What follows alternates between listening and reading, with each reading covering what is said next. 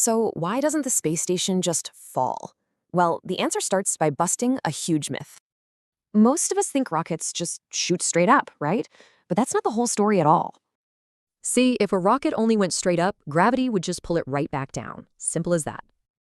To really get it, let's look at a pretty cool thought experiment from Sir Isaac Newton himself. Imagine you fire a cannonball, but not too fast. It flies a bit, then it curves and hits the ground. Okay, now let's fire it way faster. This time, it's going to travel a lot farther around the Earth. But what if you hit that perfect speed? The Earth actually curves away just as fast as the cannonball falls. In this state of constantly falling but always missing the ground, yep, that's what we call an orbit. You're literally falling around the planet. You just never hit it. Kind of wild, right? Okay, but if they're always falling, then why do astronauts feel, weightless up there? Think about an elevator. You feel your weight, right? But what if the cable snapped?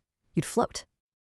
So the space station is basically just a huge, perpetually falling elevator.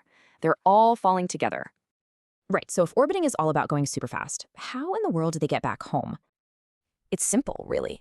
They fire their engines to slow down, stop missing the Earth, and start falling toward it. And that's the biggest takeaway here.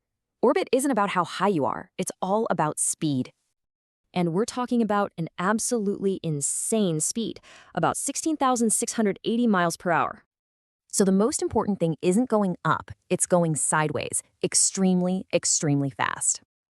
And if orbit is really all about speed, well, it just makes you wonder, what else do we get wrong?